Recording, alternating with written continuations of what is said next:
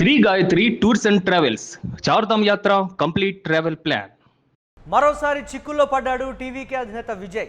దళపతిపై చర్యలు తీసుకోవాలంటూ ఈసీ పోలీసులకు రాష్ట్ర బాలల హక్కుల పరిరక్షణ కమిషన్ సిఫార్సు చేసింది. పిల్లలను భావోద్వేగపరంగా ప్రేరేపించి టీవీకే ఈల గుర్తుకు ఓటు వేసేలా తల్లిదండ్రులపై ఒత్తిడి తెచ్చేలా వ్యవహరించారని కమిషన్ తెలిపింది. పిల్లలను ప్రభావితం చేసేలా విజయ్ ప్రసంగాలున్నాయని కూడా కమిషన్ అభిప్రాయపడింది. విజయ్ నిబంధనలను ఉల్లంఘించారని నిర్ధారణకు వచ్చింది కమిషన్. ఈ నేపథ్యంలో బాలల రక్షణ చట్టం 2015లోని సెక్షన్లు 75, 83 ఉల్లంఘించారని కమిషన్ వెల్లడించింది. ఇటు అసెంబ్లీ ఎన్నికల్లో విజయ్కు భారీగా సీట్లు వస్తాయని ఎగ్జిట్ పోల్స్ చెప్తున్నటువంటి నేపథ్యంలో ఈ పరిణామం అనూహ్యంగా రాజకీయంగా మలుపు తీసుకునేటువంటి ఛాన్స్ ఉంది. దీనిపై మరిన్ని అప్డేట్స్ మా కరెస్పాండెంట్ వెంకట్ అందిస్తారు. వెంకట్, మరోసారి విజయ్ చిక్కుల్లో పడ్డాడు. నేరుగా కమిషనే దీనికి సంబంధించి చర్యలు తీసుకోవాలంటూ కూడా ఈసీకి అలాగే రాష్ట్ర పోలీసులని ఆదేశించినటువంటి పరిస్థితి ఉంది బాలల హక్కుల పరిరక్షణ కమిషన్. ఏంటి ఈ సిఫార్సును ఏ విధంగా చూడాలంటారు?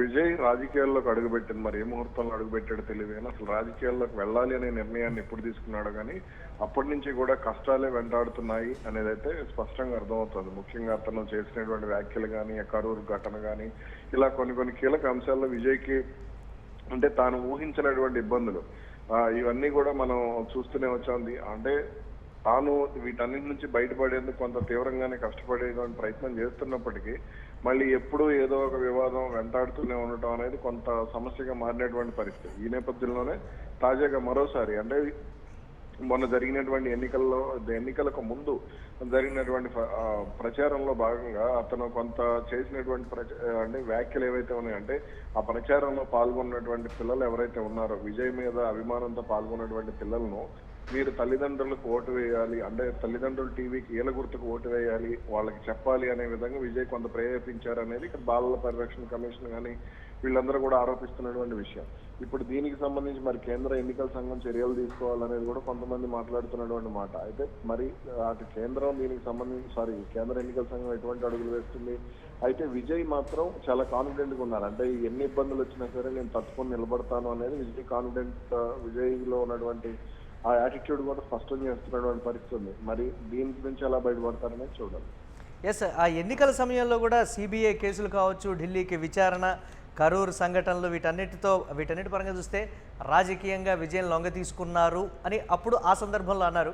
ఇప్పుడు ఎగ్జిట్ పోల్స్ విడుదలైన తర్వాత వస్తున్నటువంటి ఈ సిఫార్సు అంటే బాలల హక్కుల పరిరక్షణ కమిషన్ చేస్తున్నటువంటి ఈ సిఫార్సుని అంటే సీట్లు అధికంగా వస్తే మద్దతు ఎవరికి ఇవ్వాలి అనేటువంటి రీతిలో చూస్తున్నటువంటి మరొక కోణం, ఆ విధంగా చూడొచ్చు అంటారు దీన్ని? ఎస్, చూడొచ్చు అని అనుకుంటున్నాను. అయితే ఇక్కడ కొంత విజయ్ని ఇక్కడ బీజేపీ కొంత లొంగ తీసుకునేటువంటి ప్రయత్నం చేస్తోంది. అంటే అన్ని రకాలుగా కూడా విజయ్కి దారులు మూసేస్తోంది అనే మాట కూడా కొంత వినపడుతోంది. ఎందుకు అనంటే ముందు నుంచి కూడా కరూరు ఘటన జరిగిన తర్వాత మీరు రాజకీయాలు అబ్జర్వ్ చేస్తే విజయ్కి చాలా సానుకూలమైనటువంటి రెస్పాన్స్ వచ్చింది అన్నా డిఎంకే నుంచి. డిఎంకే పార్టీ దూకుడుగా వెళ్ళినప్పటికి కూడా విజయ్ మాత్రం కొంత అన్నా డిఎంకే మద్దతుతోనే మళ్ళీ ప్రజల్లోకి వెళ్ళారు అనేది కూడా ప్రచారం జరిగింది. అదేవిధంగా డిఎంకే నాయకులు కూడా మీరు పొత్తు పెట్టుకోవాలి మాతో అని కోరినట్టుగా కూడా వార్తలు వచ్చినాయి. అలాగే ఢిల్లీ వెళ్ళింది సిబిఐ విచారణతో ఢిల్లీ వెళ్ళిన సమయంలో కూడా ఇంత కొంతమంది బీజేపీకి సంబంధించి రాయబారులు సంప్రదింపులు జరిపారనేటువంటి ప్రచారం కూడా జరిగింది. కానీ విజయ్ వాళ్లకు లొంగారా లేదా అనే దానికి మాత్రం క్లారిటీ లేదు. కానీ ఇప్పుడున్నటువంటి పరిణామాలు మాత్రం కొంత అంటే మళ్ళీ విజయ్ ఎక్కడ చేజారిపోకుండా ఉండేందుకే ఆయనకు ఉచ్చు పన్నుతున్నారు అనే మాట కూడా వినపడుతుంది. మరి దీన్ని ఎలా వాళ్ళు బయటకు వస్తారనేది చూడాలి. ఎస్, అంటే ఎగ్జిట్ పోల్స్ విడుదలైన తర్వాత జరిగినటువంటి పరిణామం, ఎన్నికల ముందు జరిగిన పరిణామం, తర్వాత ఫలితాలు వచ్చిన తర్వాత ఏ విధంగా ఉండబోతున్నాయి విజయ్ విషయంలో అంటే అప్పుడు కూడా ఏదో ఒక చిక్కులు తను వెంటాడబోతున్నాయనే ఊహాగానాలు కూడా ఆల్రెడీ తమిళనాట మొదలయ్యాయి. దీన్ని చూడొచ్చంటారు అలాగా? మనం ఒక విషయాన్ని ముందు అంటే బలంగా ఫిక్స్ అవ్వాల్సినటువంటి పరిస్థితి ఏంటి అని అంటే ప్రాంతీయంగా ఏ పార్టీ స్థాపించినా సరే ఢిల్లీలో అధికారంలో ఉన్నటువంటి పార్టీలకు అనుకూలంగా ఉండాల్సిందే. అప్పుడే పరిస్థితి వాళ్ళకి రాజకీయంగా బాగుంటుంది అనేది మనం చాలా సందర్భాల్లో ఇప్పుడు ఏపీలో పవన్ కళ్యాణ్ కూడా అంతే కదా.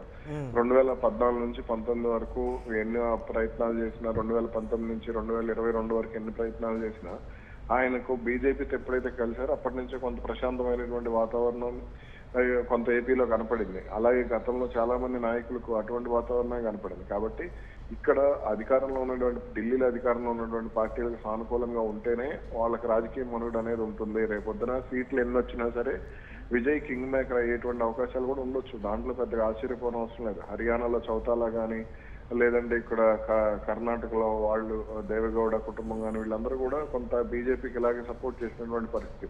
అదే కోవలో విజయ్ కూడా వెళ్ళేటువంటి అవకాశం ఉంది. Right, thanks for updates Venkat. ఇక టీవీకే అధినేత విజయ్ మరోసారి చిక్కులో పడ్డాడు. దళపతిపై చర్యలు తీసుకోవాలంటూ ఈసీ పోలీసులకు రాష్ట్ర బాలల హక్కుల పరిరక్షణ కమిషన్ సిఫార్సు చేసింది. పిల్లలను భావోద్వేగపరంగా ప్రేరేపించి టీవీకే ఈల గుర్తుకు ఓటు వేసేలా తల్లిదండ్రులపై ఒత్తిడి తెచ్చేలా వ్యవహరించారని కూడా కమిషన్ తెలిపింది. పిల్లలను ప్రభావితం చేసేలా విజయ్ ప్రసంగాలు ఉన్నాయని కూడా కమిషన్ అభిప్రాయపడింది.